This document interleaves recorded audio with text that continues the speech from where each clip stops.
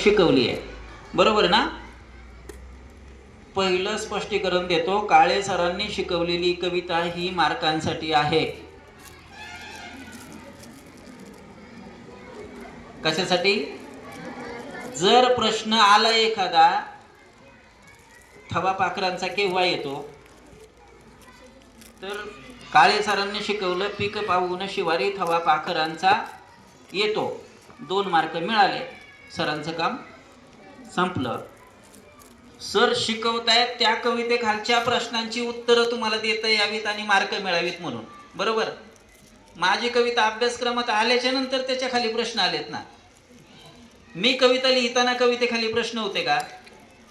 मग मी कविता का लिहिली? माझ्या मनात प्रश्न होते, मनातले प्रश्न मी तिथं मांडले आणि कविता लिहिली. कविता खूप साधी आहे. कवितेला शीर्षक आहे आळाशी. आळासी, ळला कान आहे, तो खाल्ला की आळशी होऊन जातो. आळाशी म्हणजे नक्की काय माहिती आहे? म्हणजे 5वी 6वी 7वी नाही का, कारण 8वी शिकलेली आहे. कारण तुम्हाला त्या कवितेतली जी मजा आहे ती परत नाही कळणार. मी लिहिली आहे, लिहिताना मला काय वाटत होतं ना ते मला तुम्हाला सांगायचं आहे. पानावरती दिसणारी कविता शिक्षक शिकवतील, पण पानावरती दिसत नाही ते नक्की काय, तेवढंच ऐकायचं. कविता पहिली 3ही कडवी स्पीडमध्ये म्हणतो, सरळ सरळ, त्याचं विश्लेषण करायची काहीच गरज नाही आहे. बा अनवानी पायाचा ठसा मातीत उठतो, भाळावरल्या घामाचा पानांना भाला फुटतो. नभ पाणी पाणी होतो, माती चिखल होतीया, कुणब्याच्या जीवनाची मग उकल होतीया. भेगाळल्या भुईकडं बाप पाहून फाटतो, भाळावरल्या घामाचा पानांना भाला फुटतो. हाता पायाला चिखल, बाप घामामधी ओला, पीक पाहून शिवारी थवा पाखरांचा आला. बाप आरोळी मारता ताना रडत उठतो, भाळावरल्या घामाचा पाना नाभाला फुटतो. आणि बरेच जण मला विचारतात महाराष्ट्रात एवढे कवी आहेत, मग तुमचीच कविता कशी अभ्यासक्रमात आली? तर मला माहिती नाही आहे कशी आली, पण मी माझ्या मनाचं समाधान करून घेतो. जयदीप, मी असं विचार करतो की पुढच्या कडव्यातल्या ज्या 2 ओळी आहेत ना, त्या 2 ओळींमुळे माझी कविता अभ्यासक्रमात असावी असं माझं मत आहे. त्या ओळी अशा आहेत, बाप रगात होऊन रोज पाटातून वाहतो. तुम्हाला पाटातलं पाणी दिसतं, बरोबर ना? ते पाणी पाटानं जावं त्यासाठी बापाने किती रक्त आठवलेलं असतं माहिती आहे? बाप रगात होऊन रोज पाटातून वाहतो, मग कणसाचा जन्म तेव्हा ताटातून होतो. दाणे कणसाला येता बाप हुरडा वाटतो, भाळावरल्या घामाचा पाना नाभाला फुटतो. आणि कवितेचा शेवट असा आहे, येता भरात जोंधळा बाप काढणी करतो, स्वतः राहून उपाशी पोट जगाचं भरतो. तुम्ही म्हणाल असं कसं काय कवितेत लिहिलं? शेतकरी तर पिकवतोय, जगाला अन्नधान्य पुरवतोय, आणि मग शेतकरी कसं काय उपाशी?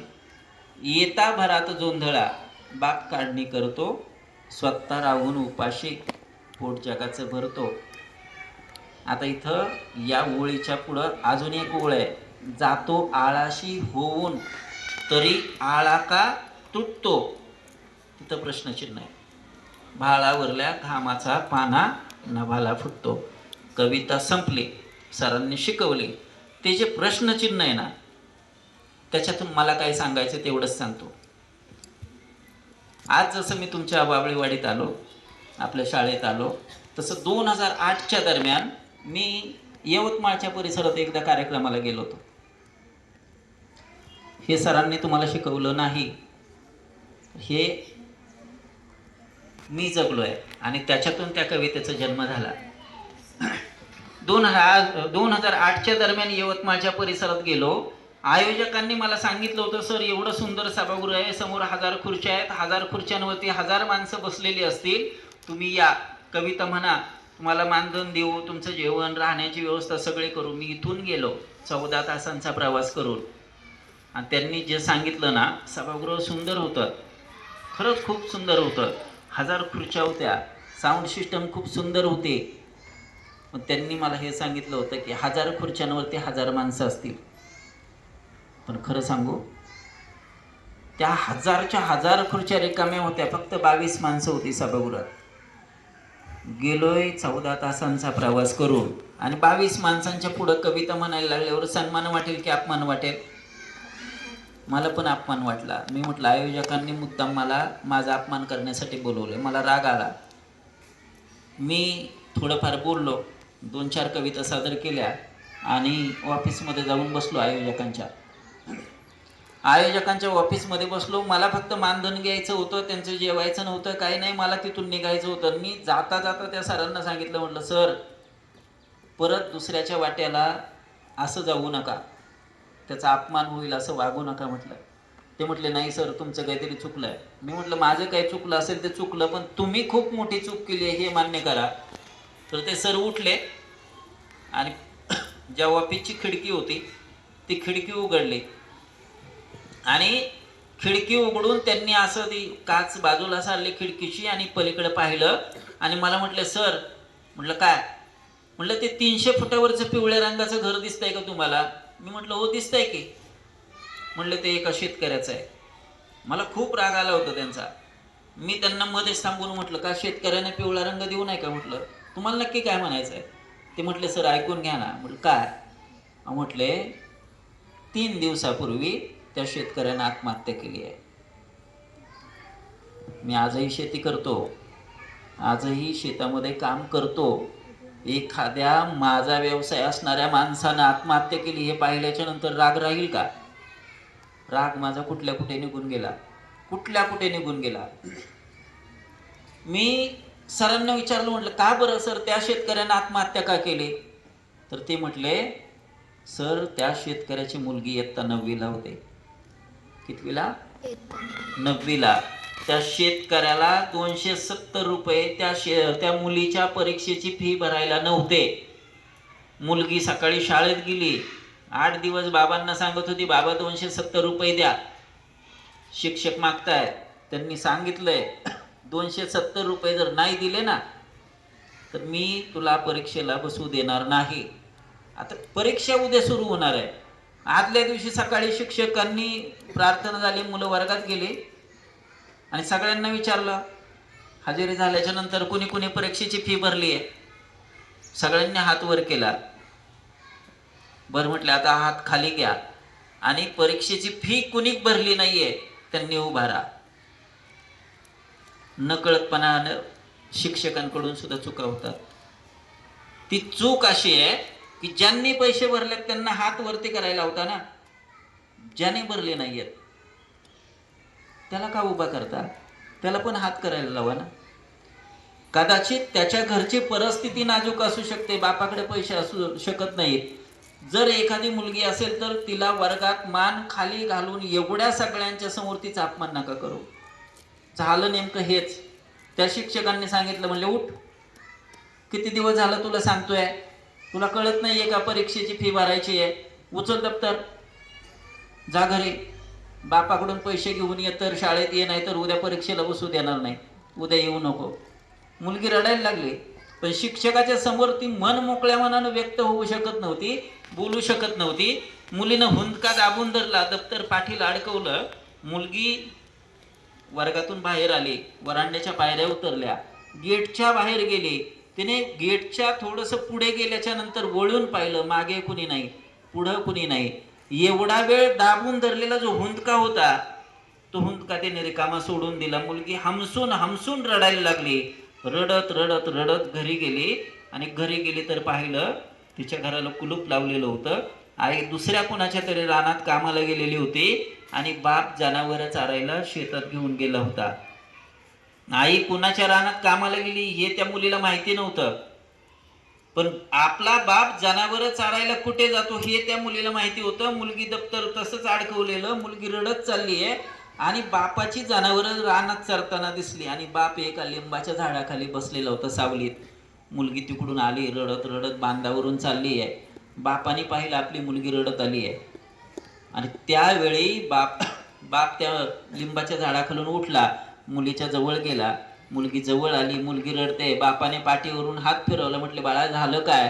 म्हटली पप्पा, बाबा, मी तुम्हाला किती दिवस सांगत होते ना 270 रुपये द्या मला, नाही दिले ना. आज मला सरांनी शाळेतून बाहेर काढलं. आता जर 270 रुपये आज नाही ना दिले तर बाबा मला परीक्षेला बसता येणार नाही आणि माझ्या आयुष्यातलं 1 वर्ष वाया जाईल. ते तिचे वडील म्हटले, बाळा येताना 270 रुपये घेऊन येतो, तू जा आणि गोठ्यात बस, अभ्यास कर. मुलीला आनंद झाला, मुलगी हसत गेली घरी. संध्याकाळी बाबा घेऊन येणार 270 रुपये आणि गेली. पोतं टाकलं, त्याच्यावरती अभ्यास करत बसले. बापानं रिकामी सोडलेली जनावरं आणली, त्या लिंबाच्या झाडाला बांधली. शेजारच्या शेतामध्ये काम करणारी जी माणसं होती त्यांच्याकडे गेला आणि तो बाप त्या काम करणाऱ्या कामगारांना सांगतोय, अरे उद्या माझ्या मुलीची परीक्षा आहे, 270 रुपये दे ना. ते म्हणतात, माझ्याकडे जर पैसे असतील जर असते तर मी कशाला एवढं उन्हात काम केलं असतं.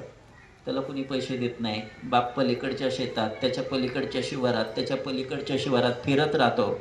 5-5:30 वाजतात, त्याला पैसे कुणीच देत नाही. बाकीचे सगळे कामगारांनी शेतमालक निघून जातात. त्या परिसरात बाप एकटाच राहतो. आणि मग बापाच्या लक्षात येतं, दिवस मावळायला गेलाय, जनावरं मला घरी घेऊन जायची, मुलगी गोठ्यात अभ्यास करत बसली आहे. बाप परत येतो आणि परत आठवतं, यार 270 रुपये मी घेऊन नाही चाललो, मुलीला कुठल्या यानं तोंड दाखवू. अंधार पडायला लागलेला, दिवस मावळायला लागलेला. बापानं जनावरं सोडून दिली. पण लिंबाच्या मुळीचा कासरा नाही सोडला, गळ्यातला सोडला. अंधारात जनावरं सोडून दिली. बापानं तोच कासरा लांब जनावरं गेल्याच्या नंतर सोडला, लिंबाच्या झाडाला टांगला, गळफास केला. बापाने आत्महत्या केली. एवढं सगळं ऐकलं मी.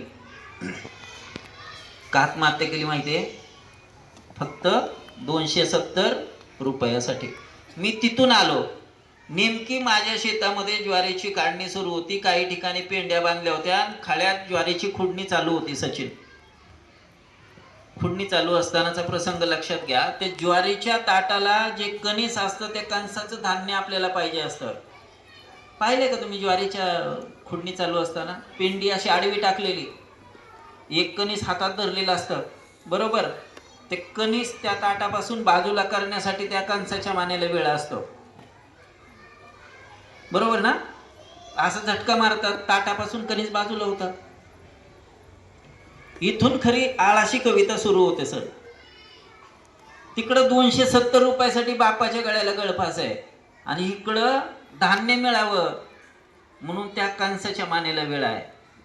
एक एक एक एक झटका त्या वेळ्याचा बसत जातो आणि एका एका ताटापासून एक एक कणीस बाजूला होतं. तिकडं त्या बापाच्या पायाखालचं निघून जातं. बाप हातपाय झटकतो, मानेला झटका बसतो. तिकडं ते हातून प्राण बाजूला होतो, इकडं ताटातून कणीस बाजूला होतं. मग शेवटी काय होतं? ती वैरणीची सगळी कणसं त्या पेंडीची खुडून घेतल्याच्या नंतर ती बाई उठते आणि ती पेंडी वैरणीची जनावरांपुढे फेकून देते, टाकून देते. ती जनावरं वर पडतात. 3-4 आळ्यावरची पेंडी एक आळ्यावरती येते. इकडचं लिंबाच्या झाडावरचं लटकलेल्या बापाचं प्रेत खाली काढलं जातं आणि अन्नात टाकलं जातं. जोपर्यंत बाप जिवंत होता तोपर्यंत घरात होता आणि ज्या दिवशी बापानं आत्महत्या केली त्यावेळी बापाचं प्रेत अन्नात होतं. जोपर्यंत त्या वैरणीच्या ताटाला कणीस होतं तोपर्यंत वैरणीची पेंडी खळ्यात होती. कणस खुडून घेतल्याच्या नंतर वैरणीची पेंडी खळ्याच्या बाहेरच्या जनावरं पुढे गेली. ती जनावरं तिकडे ओरबडतायत, इकडे ती मुलगी आणि त्याच्या घरातले ओरबडतायत. कसा गेला, काय झालं? तेवढ्यात कुणीतरी एक जण येतं, म्हणता, रे हे किती वेळ चालू ठेवणार? हे आता बंद करा सगळं. आता तिरडी बनवा आणि या प्रेताला स्मशानापर्यंत घेऊन जा. मग ते काय करतात? बांबू आणतात, मोजून बांबू तोडतात, तिरडी बनवतात. त्यावेळेस दुसरं कुणीतरी सांगतं, रे नुसत्या बांबूवरती हे प्रेत नाही नेता येत, मग करायचं काय? पलीकडच्या बाजूला खड्याच्या पलीकडे वैरणीची पेंडी आहे, ती वैरणीची पेंडी घेऊन ये. आणि ती घेऊन आलात की मग त्या बांधलेल्या बांबूच्या तिरडीवरती वैरणीची पेंडी मोडून त्याच्यावरती आत्महत्या केलेला किंवा मेलेल्या त्या शेतकऱ्याला, कष्टकऱ्याला, त्या बापाला बांधतात. दोघेही सोबतीनं स्मशानात जातात आणि दोघंही सोबतीनं जळतात. म्हणून कवितेच्या शेवटी लिहिलं होतं, येता भरात जोंधळा बाप काढणी करतो, स्वतः राहून उपाशी पोट जगाचं भरतो, जातो आळाशी होऊन तरी आळा का तुटतो. परत प्रश्न विचारला तो कुणाला, इथल्या व्यवस्थेला. कृषी प्रधान देश आहे ना, अन्नदाता म्हणता ना तुम्ही शेतकऱ्याला. अरे शेतकऱ्याला अन्नदाता म्हणतो आणि शेतकऱ्यालाच आत्महत्या करावी लागते. एवढी जर वाईट व्यवस्था इथली व्यवस्था देणार असेल तर मग कुठल्या तोंडानं तुम्ही शेतकऱ्याला अन्नदाता म्हणता, बळीराजा म्हणता, देशाला कृषी प्रधान देश म्हणता. जर शेतकरीच बळी जात असेल तर तुमच्या माझ्या पोटाला कसं मिळणार आहे पोटभर. म्हणून इथल्या व्यवस्थेला विचारतोय की हे सगळं थांबायला पाहिजे आणि आळाशी नको व्हायला. आळाशीचा परत आळा आवळून त्याची पेंडी व्हावी. पेंडीचा आळा तुटून आळाशी होऊ नये या अपेक्षेनं लिहिलेली ही कविता होती. कविता संपली. मी खरं तर एवढ्या कमी वयाच्या मुलांनी एवढं शांतपणानं ऐकून घेणं. सर महाराष्ट्रातल्या जवळपास 2000पेक्षा जास्त शाळांमध्ये गेलो. मी खरं सांगतो, ती दीदी तिकडं रडत होती आणि मी खरं सांगतो प्रामाणिकपणे, मी तुम्हाला रडवण्यासाठी नाही आलो यार. पण नाही तुम्ही पण पुढे बघा, मी कुणाला रडवण्यासाठी दुःखी करण्यासाठी आलो नाही. पण नुसतं मी कवितेतून सांगितलं त्या मुलीचा बाप गेलाय तर इथं तुमच्या डोळ्यात पाणी येतं. मग आपल्या बापाचा अपमान होईल असं जर तुमच्याकडून काहीतरी घडलं तर ते घडू नये ना, म्हणून या तिघी या निमित्त मात्र आहेत. पण भेटायला आलो मी तुम्हाला सगळ्यांना.